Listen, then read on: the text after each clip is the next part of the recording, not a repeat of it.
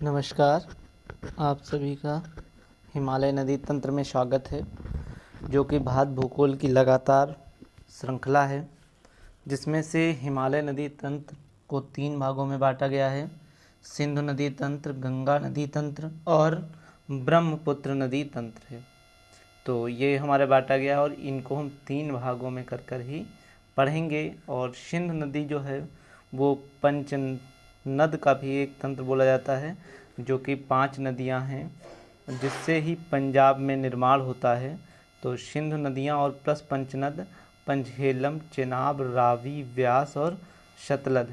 अगर आपसे कभी भी पंचनद बोला जाए तो केवल इतना ही शामिल करेंगे, झेलम, चेनाब, रावी, व्यास और सतलज। सिंधु नदी पंचनद का हिस्सा नहीं है। चलिए इन्हीं के साथ में इनके इतिहास के मध्य को ध्यान करते हुए इनके हम प्राचीन नाम भी देख लेते हैं। तो सिंधु नदी का प्राचीन नाम सिंधु या इंडस ही था। तो ये सबसे एक इजी तरीका है याद करने का। और सतलज नदी का शतुद्री था, ये भी याद करने का सबसे अच्छा तरीका है। उसके बाद झेलम नदी वितस्ता है, चिनाब नदी आस्किनी है, रावी नदी पुरुषैनी है, व्यास नदी विपाशा नदी के नाम से है। याद करने का सबसे अच्छा तरीका है कि सिंधु नदी सिंधु या इंडस के नाम से, सतलज शतुद्री के नाम से, व्यास विपाशा, इसमें कॉमन मिल गया। अब इसमें देखिएगा चेनाब और झेलम में चा पहले आता है और झा बाद में आता है। तो अस्किनी पहले आएगा और वितस्ता बाद में आएगा। और रावी को याद कर लीजिए सब, जो बची एक पुरुषैनी नदी के माध्यम से। इसको हम आपको मैप के माध्यम से भी दिखा रहे हैं कि जो प्रमुख प्रमुख नदियाँ जो आई हुई हैं, तो आप देख पा रहे होंगे कि जो नदियाँ आई हैं वो कैलाश पर्वत ये है, और कैलाश पर्वत से ही के मानसरोवर झील के से ही के पास वोकर चू हिमनद है, जिससे ही हमारी कौन सी नदी निकलती है, सिंधु नदी निकलती है, और इस टाइप से हमारा निर्माण करती है। दूसरे नंबर पर सतलज नदी है, ये भी कैलाश पर्वत के जो है वो राकस झील से निकलती है। मतलब दोनों ही आपके कैलाश पर्वत का ही हिस्सा है, जो कि यहाँ से निकलती है और हिमाचल प्रदेश में प्रवेश करके पंजाब में, और पंजाब से जाकर मिठानकोट में जाकर सिंधु नदी में मिल जाती है। इसलिए सिंधु नदी का तंत्र कहा जाता है। इसमें अन्य भी नदियाँ आती हैं, मिलती हैं, जैसे सबसे सिंधु नदी में सबसे ऊपर के नीचे जो मिलती हैं, ये सतलज नदी में जो चारों नदियाँ मिलती हैं, झेलम नदी, और झेलम नदी जो मिलती है वो मुख्यतः शेषनाग झील से ही निकलती है, और ये आकर पाकिस्तान में मिल जाती है।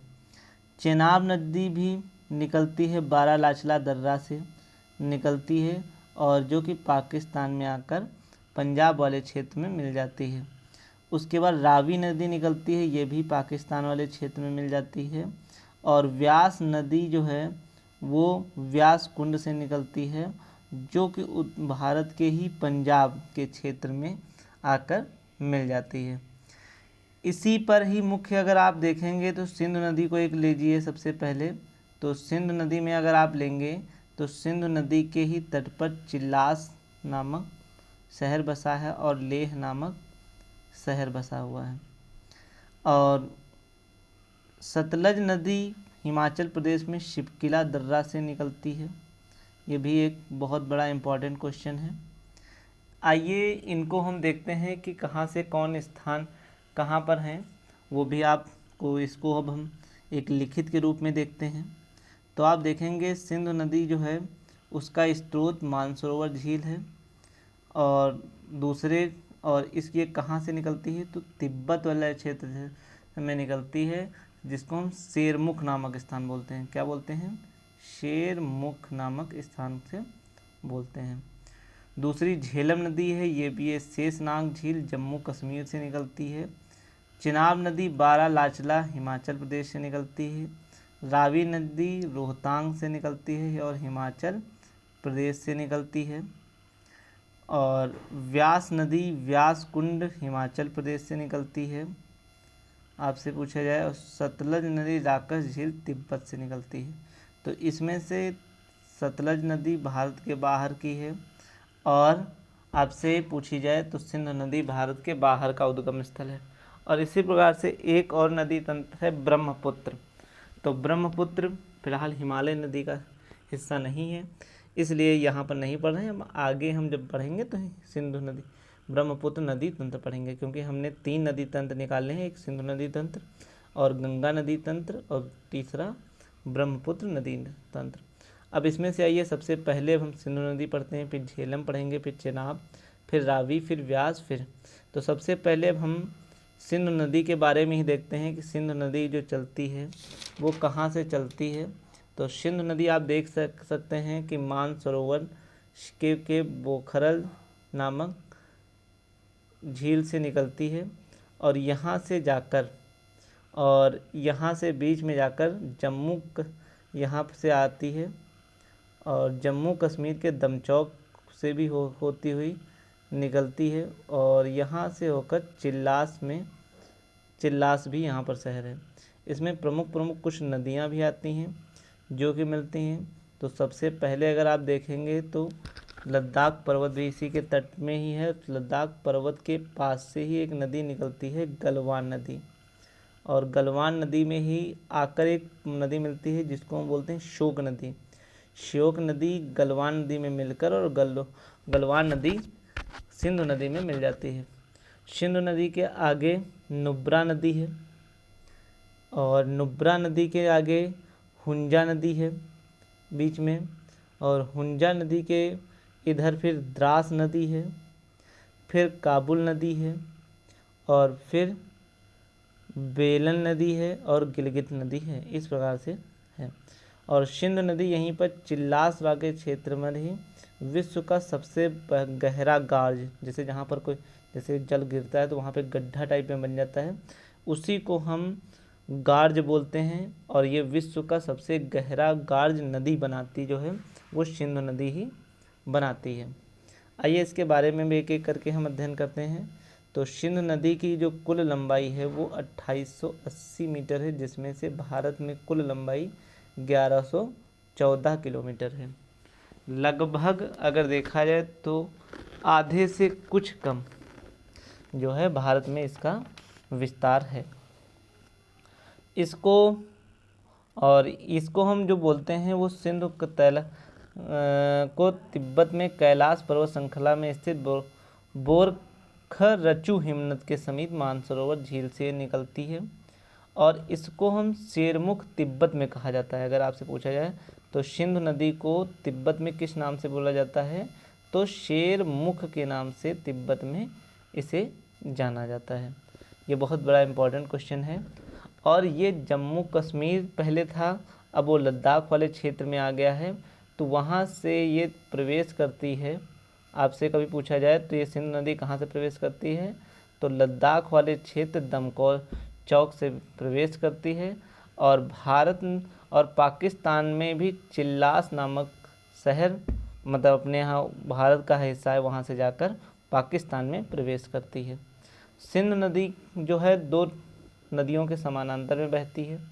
जैसे विंध्याचल और सतपुड़ा के मध्य में नर्मदा नदी थी, उस प्रकार से सिंधु नदी लद्दाख तथा जास्कर पर्वत श्रृंखलाओं के समानांतर बहती है। ऊपर लद्दाख है और जम्मू कश्मीर में जास्कर नामक पर्वत है जिसके समानांतर बहती है। और इसकी के किनारे जो है, सिंधु नदी के किनारे लेह शहर भी बसा हुआ है, और इसी हमने भी आपको बताया था गॉज बनाती है निर्माण। तो सिंधु नदी जो है बुंजी नामक स्थान पर विश्व के सबसे गहरे गॉज, जिसे हम महाखड्ड के नाम से जानते हैं, और इसी में ही 5 नदियां मिलती हैं आकर संयुक्त रूप से, इसलिए इसे मिठान कोट पर पंच हिमनद के नाम से भी बोला जाता है, जहां पर संयुक्त रूप से 5 नदियां मिठान कोट में आकर मिल जाती हैं। और कराची के समीप जो अरब सागर में सिंधु नदी का जो डेल्टा है उसी को हम चापकार भी बोलते हैं। सिंधु नदी पर कुछ विवाद भी भारत और पाकिस्तान के बीच में है। जब भारत आज़ाद हुआ उसके कुछ साल बाद, मतलब 1960 में विश्व बैंक ने आर्थिक सहायता दी, कि अपने यहाँ इस पर बांध बना सकते हो। तो भारत ने जब इस पर बांध बनाना प्रारंभ किया तो पाकिस्तान ने इसका विरोध किया, जिसका मध्यस्थता विश्व बैंक के एक रेमंड नामक व्यक्ति ने किया, और जिससे सिंध नदी जल समझौता 1960 बोला जाता है, जिसमें भारत की तरफ से नेहरू, जवाहरलाल नेहरू उस समय के प्रधानमंत्री थे, और जन अयूब खान पाकिस्तान के प्रधानमंत्री थे। उन्हीं में निर्णय हुआ कि प्रावधान किया गया कि सिंधु नदी, झेलम नदी और चिनाब नदी, मतलब सबसे ऊपर सिंधु है, उसके बाद झेलम है, फिर चिनाब है, उसका 80% पाकिस्तान को जाएगा और 20% भारत को मिलेगा, जबकि रावी, व्यास और सतलज का 80% भारत को मिलेगा और 20% पाकिस्तान को मिलेगा। आइए इसको हम अभी मैप के थ्रू देखा है। इनमें प्रमुख नदियां जो मिलती हैं वो आप देख सकते हैं। तो सिंधु नदी की जो सहायक नदियां हैं वो सिंधु नदी है इस टाइप से, और इसमें सबसे पहले गलवान नदी आकर मिलती है, और गलवान नदी में ही श्योक नदी मिलती है, और इसी के ही तट पर भारत और चीन का जो है गलवान घाटी का विवाद चल रहा है। जैसे हम अभी बीच में आप लोगों ने भी देखा, गलवान घाटी का विवाद चल रहा है। उसके आगे नुब्रा नदी मिलती है, उसके आगे हुंजा नदी मिलती है, और इधर से द्रास सिर्फ एक नदी मिलती है जाके। ये फिर गिलगित नदी आती है, फिर अफगानिस्तान से काबुल नदी आती है और बोलन नदी, और फिर ये जाकर हमारी पाकिस्तान में प्रवेश कर जाती है। अब आइए इसके बाद हम झेलम नदी के बारे में पढ़ते हैं। तो झेलम नदी का अगर आपसे पूछा जाए तो ये शेषनाग झील जो है जम्मू कश्मीर से वहाँ से प्रवेश करती है, मतलब निकलती है, और बीच में कश्मीर घाटी का भी ये निर्माण करती है, और इसी में ही चिनाब नदी आकर में ये मिल जाती है, मतलब चिनाब नदी में झेलम नदी मिल जाती है। आइए इसके बारे में विस्तार से पढ़ते हैं। तो झेलम नदी जम्मू कश्मीर में 720 किलोमीटर शेषनाग झील से निकलती है, जो कि कश्मीर घाटी का निर्माण करती है, और यहीं पर ही उलर झील का ही निर्माण होता है। और भारत की सबसे मीठे पानी की झील जो है वो उलर झील ही बोली जाती है, जो कि गोखुर झील का एक उदाहरण है। शेषनाग झील पर ही एक सबसे नौकागम्य नदी है, जिसे अनंतनाग या बारालाचला बोलते हैं, जिस पर अनंतनाग और बारामूला नामक है तक नौकागम्य है, और झेलम नदी ही भारत पाकिस्तान की सीमा का निर्धारण करती है, और जिसकी मुख्य सहायक नदी सिर्फ एक ही है, किशनगंगा, जो पाकिस्तान में नीलम नदी के नाम से जानी जाती है। झेलम नदी पर दो परियोजनाएं भी हैं जो कि जम्मू कश्मीर में हैं। एक है उरी परियोजना, दूसरी है तुलबुल परियोजना। अब आइए इसके बाद हम चिनाब नदी देखते हैं। तो चिनाब नदी का जो प्राचीन नाम है, अगर आपसे पूछा जाए तो उसका प्राचीन नाम आस्किनी है, प्राचीन नाम आस्किनी है, और इसकी कुल लंबाई 1180 किलोमीटर है, और ये सिंधु नदी की जो है सबसे बड़ी सहायक नदियों में एक है। और चिनाब नदी हिमाचल प्रदेश में बारालाचला नामक दर्रे से निकलती है। चिनाब नदी को हिमाचल में चंद्रप्रभा के भी नाम से जाना जाता है। तो ये क्वेश्चन भी पूछा जाता है कि चिनाब नदी को हिमाचल प्रदेश में किस नाम से जाना जाता है, तो उसे चंद्रप्रभा के नाम से बोला जाता है, और यही है किलोंग घाटी का भी निर्माण करती है, आप देख सकते हैं। और चिनाब नदी की 3 प्रमुख परियोजनाएं हैं जो कि जम्मू कश्मीर में हैं। दुलहस्ती परियोजना, सलल परियोजना और वगली हार परियोजना है, जो कि तीनों जम्मू कश्मीर के क्षेत्र में आते हैं। आइए इसके बाद हम रावी नदी को पढ़ते हैं। और रावी नदी का जो प्राचीन नाम है वो पुरशैणी नदी है। रावी नदी हिमाचल प्रदेश में रोहतांग दर्रे से निकलती है, और इसी से ही मनाली को लेह को जोड़ता है, और इसी पर ही अटल सुरंग है, जो कि भारत की दूसरी सबसे लंबी सुरंग है। पहली अगर पूछी जाए तो श्यामा प्रसाद मुखर्जी वाली है, श्यामा प्रसाद मुखर्जी, और सेकंड नंबर पे अटल सुरंग भी बोली जाती है। जम्मू एवं लाहौर शहर भी इसी नदी के किनारे है। तो कभी पूछा जाए जम्मू शहर जो है और लाहौर शहर किस नदी के तट पर है, तो वो रावी नदी के तट पर है। और इस पर रावी नदी के तट पर ही 26 जनवरी 1930 को पूर्ण स्वराज की मांग हुई थी, जिसमें मुख्य मांग थी 1930 में कि भारत को पूर्ण स्वराज का दर्जा प्राप्त हो। रावी नदी पर प्रमुख परियोजनाएं भी हैं, वो भी आप देख सकते हैं। तो चामेरा परियोजना हिमाचल प्रदेश में है रावी नदी पर, और भीन या महाराजा रणजीत सिंह बांध पंजाब और जम्मू कश्मीर की सीमा पर है, जिसको हम बोलते हैं इसकी संयुक्त परियोजना है। आइए अगली है व्यास नदी को हम देखते हैं।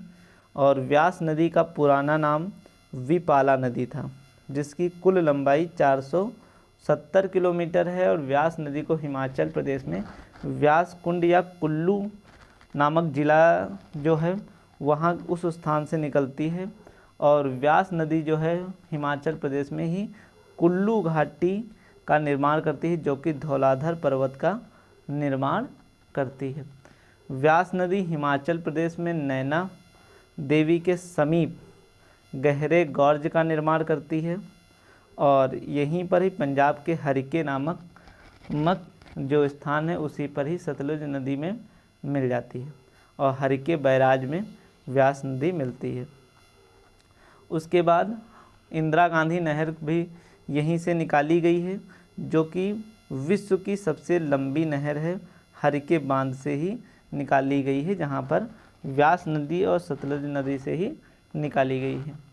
और इस पर कुछ प्रमुख बांध हैं, जिन्हें हम प्योंग मांग हिमाचल प्रदेश में है, जो कि व्यास नदी पर है। और इस पर जलाशय जो है महाराणा प्रताप सागर है। और भारत का सबसे बड़ा जो है वो गोविंद बल्लभ पंत जो है सागर, वो भारत का सबसे बड़ा जलाशय है। आइए इसके बाद में अंतिम हम देखते हैं सतलुज नदी को। सतलज नदी नहीं होता है, इसका नाम सतलुज होता है, जिसका पुराना नाम जो है उस सतुद्री की नदी के नाम से जाना जाता है। और इसकी कुल लंबाई जो है वो 1450 किलोमीटर है, जो कि भारत में इसकी लंबाई 1050 किलोमीटर के क्षेत्र में फैली हुई है।